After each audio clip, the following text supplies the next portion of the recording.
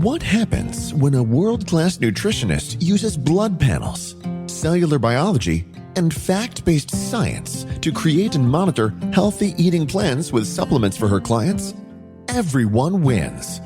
Welcome to Power on Your Plate with Haylie Pomroy, an educational experience that gives you both the actionable and practical tools you can use every day to get your health, weight, and life back on track.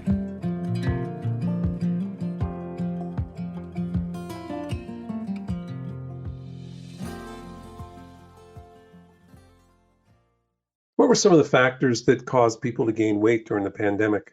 The first thing that I would say, and I say to my clients in our community, is, that guilt and shame is fattening. So right away, if you can just kind of have a little paradigm shift or draw a line in the sand and say, okay, I'm going to let everything go that was in the past and just start fresh, start today, and give yourself the grace to do that, knowing that this pandemic-based weight gain really happened very easily for a lot of people because it was kind of the perfect storm, right? We had stress. Maybe it was stress around, home, around career, around lifestyle changes. There was stress, but there was also a significant hormone that is what we call our fear hormone. And our fear hormone really can affect certain thyroid hormones, our fight and flight, we can call like cortisol, but there's also a hormone called reverse T3 that when we're really afraid, not just startled, but truly afraid at the core, that hormone can get elevated and it slows the metabolism significantly. So, fear of catching the virus, fear of maybe homeschooling your children, fear of losing your job, fear of having to cook for the first time, or not having access to basic supplies like toilet paper, the first of what I call three things that were the perfect storm. So we actually had hormonal shifts in our bodies during this time that we didn't have control over that made it really easy to gain weight. So salad could suddenly become fattening when that hormone's elevated.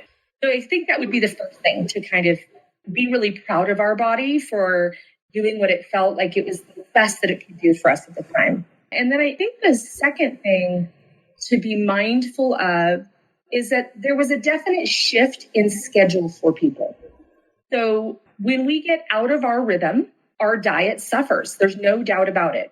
One of the worst things that I saw people doing is, two things. One is fasting before going fast. What I mean by that is, getting up in the morning, having coffee, and maybe if they could get an exercise, the treadmill or something in. And when you don't eat before you go fast or before you exercise, your body steals sugar from one of two places, the liver or the muscle. So I always say you do eat, you just had a bicep sandwich, right? Being off schedule, a lot of people, it wasn't like they went to the gym, had breakfast and went to the gym, or maybe they went to the gym on their way home from work and they had already eaten breakfast, snack, lunch. So that would be kind of the first thing, is fasting before you exercise, which is really, really, really bad for the metabolism. We know for sure if you test your blood sugar, it's a simple test. You test your blood sugar before you work out without food, and then after you work out, your blood sugar will elevate because you actually break down muscle in order to fuel that exercise without food. So I always say fruit before you work out, and that's going to really help you. The other is a lot of people skipped breakfast. So maybe, they jumped up and they got on a Zoom call, or they started helping their kids with school or something like that. And really, you want to eat within 30 minutes of waking. You want to set your metabolic pace early on. And that's part of, the body's autonomic nervous system has wake and rest cycles. We actually lose the majority of our weight when we sleep. And you can see that this is a scientific fact by weighing yourself before you go to bed and weigh yourself in the morning. And I'm sure none of us are doing cardio all night. You actually lose weight when you're in a rest and when you're in a rebuilding state in the autonomic nervous system.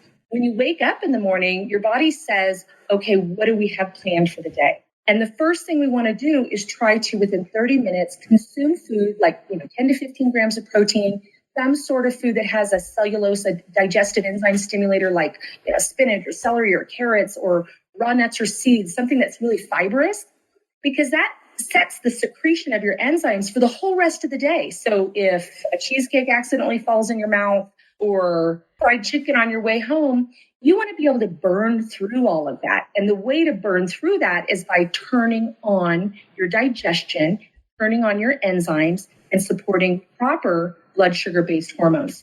So I think that in that, second problem in this perfect storm is the schedule. The schedule, really got off. And then I kind of think the third is we all didn't really lean into comfort foods that truly comfort us by nurturing us. And I mean, maybe we didn't always put power on our plate, power to balance those stress hormones, power to stimulate those digestive enzymes. And so I do think food choice and accessibility played, and I put it as third, did play a little bit of a role.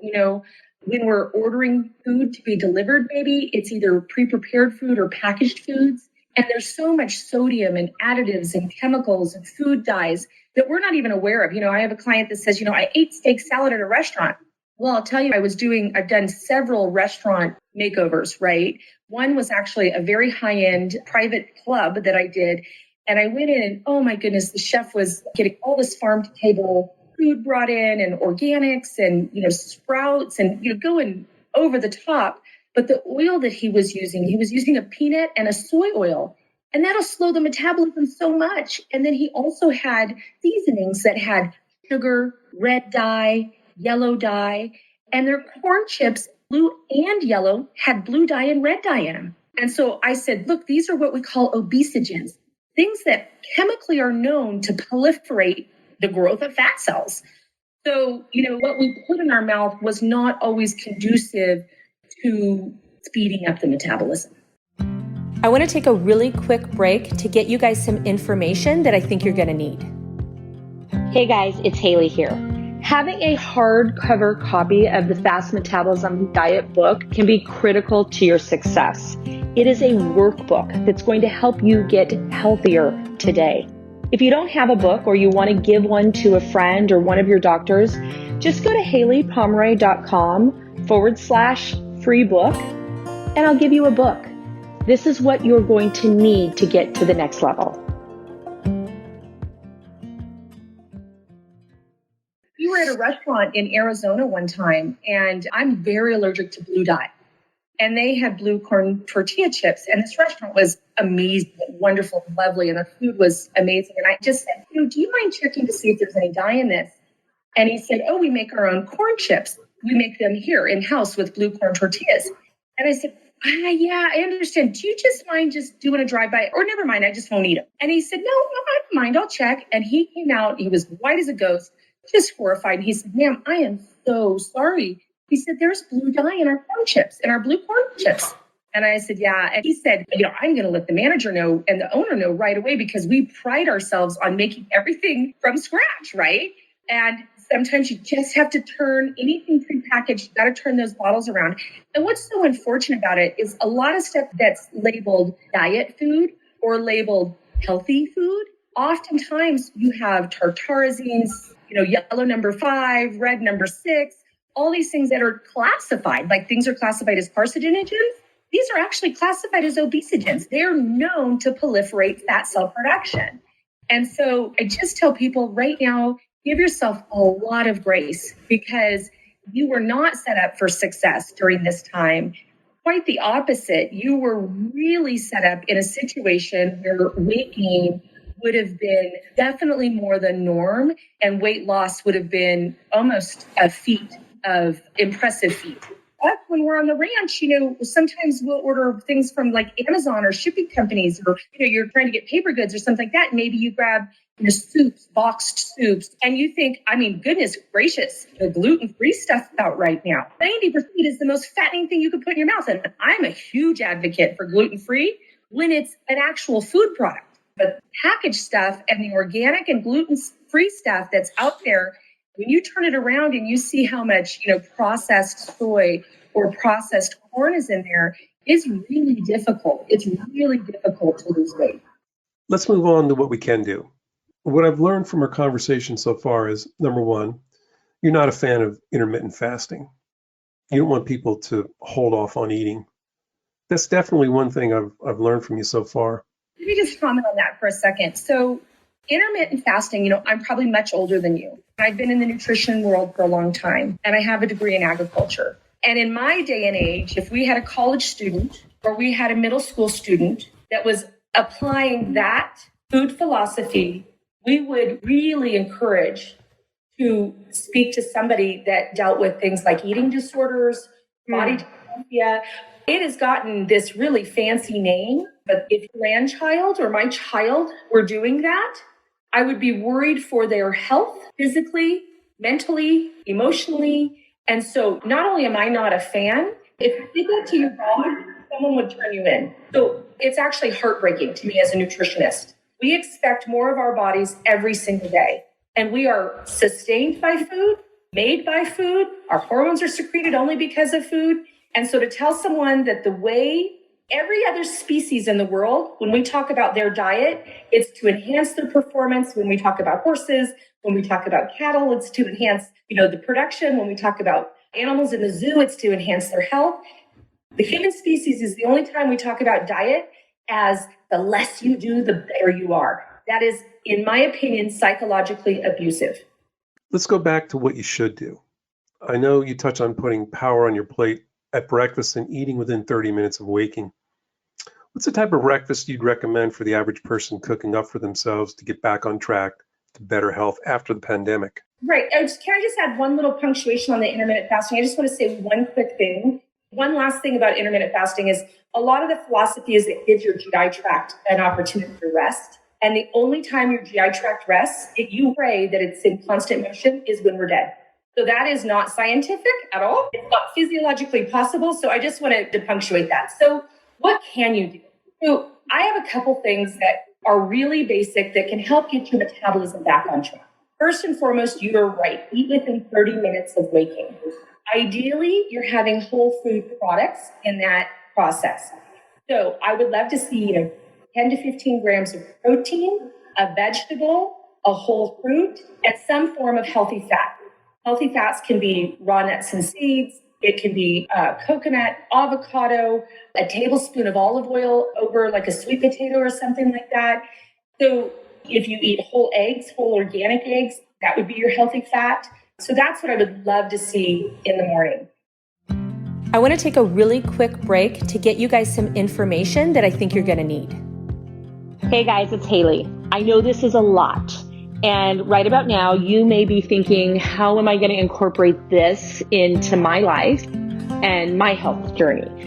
So what I'd like to do is if you go to HayliePomroy.com/get support, I would like to give you a 30-day trial to our membership community. You can ask all the questions you have and get the support you might be feeling like you need right about now.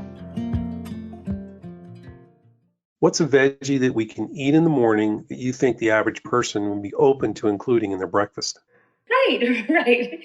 So our community eats everything. So if you do like an egg scramble, throw in mushrooms, zucchini, any leftover dinner. I always top it up and add it in an egg scramble. Another vegetable that a lot of people don't mind eating is a lot of times I'll take sweet potatoes and make like either sweet potato cake, or if you have a waffle iron, you just press it in your waffle iron and it is so good with a little bit of salsa in the morning. That's another great way to get a vegetable in. Of course, you can always do sauteed spinach. I'm a big bell pepper person, so I'll just chop up some bell pepper, nosh on that, or cucumbers in the morning. Cucumbers are really good with a little bit of olive oil, a little bit of basil. You can definitely spice it up if you want. And we have if you want it, we have a digital download dips and dressings. That's kind of fun that keep in the fridge, and that makes it better a lot more. And I'll do zucchini, sweet potatoes, yellow squash. You fine shred it and you put it in the waffle iron. It is so good. And if you want to add more protein, you can whip an egg and throw it in there too. It's yummy. Those are some great veggie ideas for breakfast. What are some other things we need to do to help shed these pandemic pounds? So I am an advocate of eating every 2 to 4 hours. So your day should consist of 3 meals and 2 snacks. And if you're pulling an all-nighter and you're up 4 hours past dinner, you should have another snack. We want to keep the metabolism ignited and going. So I would say frequent. I definitely believe in 3 meals and 2 snacks a day. The other thing, and a lot of people didn't do this being at home, again, being off schedule, but I would say half your body weight in ounces of water every day. And it will help the metabolism for a lot of reasons. But the biggest is, I always say, dilution is the solution for pollution. And what I mean by that is we all day long get exposed to things that are what's called fat-soluble toxins. And those toxins make you gain weight, period. And if you can dilute those by having enough hydration, I'm a big spring water advocate. I don't like electrolyte water, but if you can dilute that with some nice spring water, that can really help your metabolism. It helps make you feel full hormones too, because it puts that pressure on the stomach, the GI lining. And then the other thing that I would definitely say is eating before exercising. I know you can't out-exercise a bad diet. What else should we be doing, whether it's sleep or exercise, to really maximize our metabolism boosting efforts?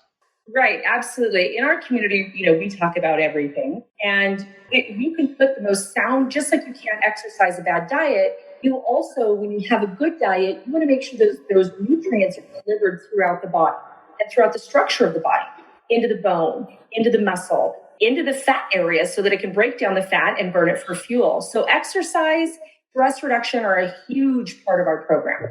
So what we usually suggest with individuals is what we call confuse it to lose it. And that means rotating between cardio, heavy weights. And so like what we typically in our community, like on Monday, Tuesday, we'll do cardio.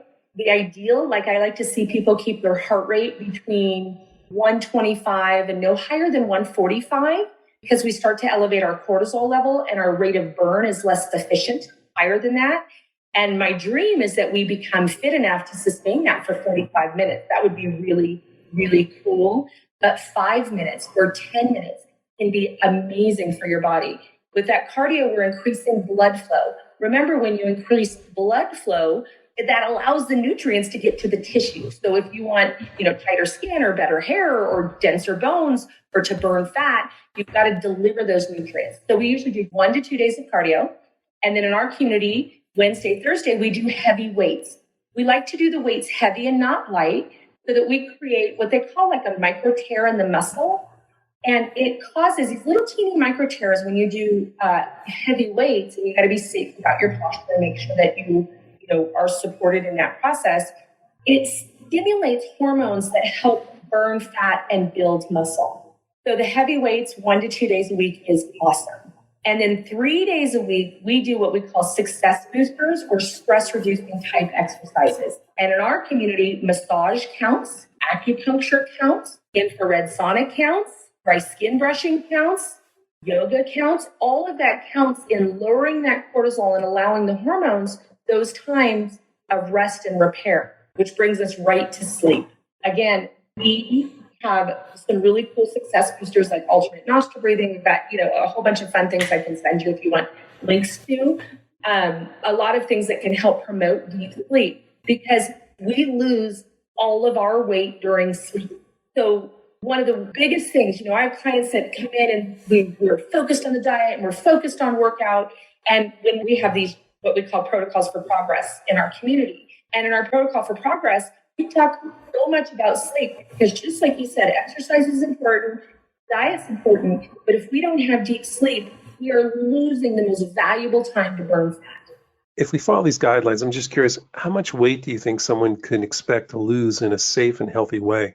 In our community, because we use food, we say eat more food to lose more weight. We strategically use food to burn fat. In our community, we say 20 pounds in 28 days is usually on the higher end. We usually range between 12 to 20 pounds in 4 weeks. If you check out our community, it happens time and time and time again. We want people to focus on health gain and not weight loss, because we will never count a calorie. We will never restrict a food group. We just use food strategically to speed up the rate of burn. So when we feed our community, we eat in a cycle of heavy carbs for 2 days, heavy greens and proteins for 2 days, heavy fats for 3 days. And then we cycle back through that rest and restoration, through that burn and build cycle, so that our bodies can burn fat efficiently for fuel. Fat is the gold mine. Don't ever be bummed with your belly. Just give it a big old hug and say, hey, I'm going to get you the nutrients that we need so that you can turn this into fuel. When you diet, every day you're dieting, and I mean by restricting calories and restricting food groups, you're slowing your metabolism down more and more. What else would you like everyone to know? I think the biggest thing is we run these challenges because people need help navigating the totally dysfunctional diet industry. I think the biggest thing is the rule of thumb. If you would not do it to your grandchild or share the meal with your grandchild in their classroom or at a picnic, it is not worthy of you. And we always say our programs are not a diet for first-time dieters, they're a diet for last-time dieters. It's about putting power on your plate. And I was asked the question one time about, because I do own integrative healthcare clinics, and I travel all over the world and help navigate individuals' health. And they said, what is the number one thing that you think could change in our society that would drastically change our society's health?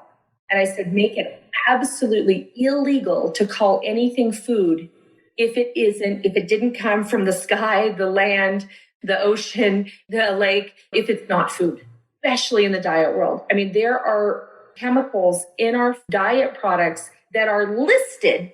We know Surgeon General says these are known obesogens and they're allowed to be added to. So my heart breaks for people that have been in a health challenge because there's not always an easy, healthy way to navigate it.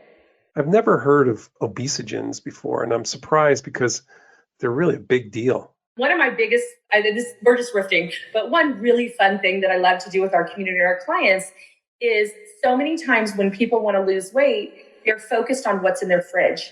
And I said, okay, let's focus on what's under your sink, because there are obesogens. I mean, I don't know if you just saw that huge article that came out about surfactants, which are in soap, but the hormones with the male children. I mean, it was an NIH study and it's very fascinating, but there's hormone disruptors in our, when we go and we clean our organic fruits and vegetables with these things that are known to proliferate fat, or we put our air fresheners with chemicals that are known to proliferate fat. And so sometimes I say, I want you to eat breakfast. I want you to focus on your snacks this week. Drink some water. Don't stress. We're going to clean out your house. And it's crazy what a difference that can make metabolically in the body. I really like how you simplify weight loss. There's a lot of noise in the diet industry and so many fad diets come and go. I think that people genuinely want to lose weight, but they don't know how, or they get really discouraged. It can be really sort of damaging and upsetting. People want to be healthy and they want to feel good about themselves, and it can be really hard for them to get to that point. I really appreciate you taking time to talk about this, and I really respect your understanding about their feelings and where their minds are where they're trying to struggle to lose weight. So thank you very much for your understanding and knowledge around this topic, and it's great having you. Thank you so much.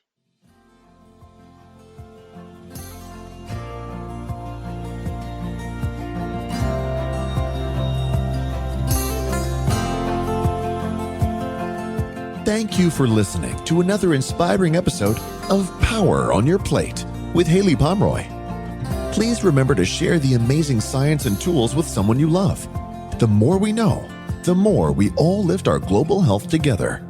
Visit www.hayliepomroy.com to get notes from today's show and to take your education and health to a new level of success and happiness.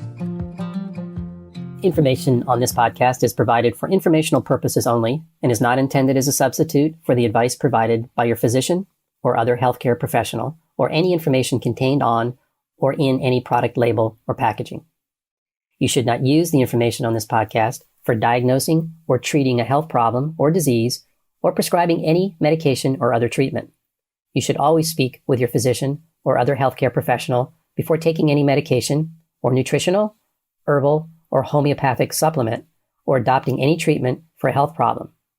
If you have or suspect that you have a medical problem, promptly contact your healthcare provider.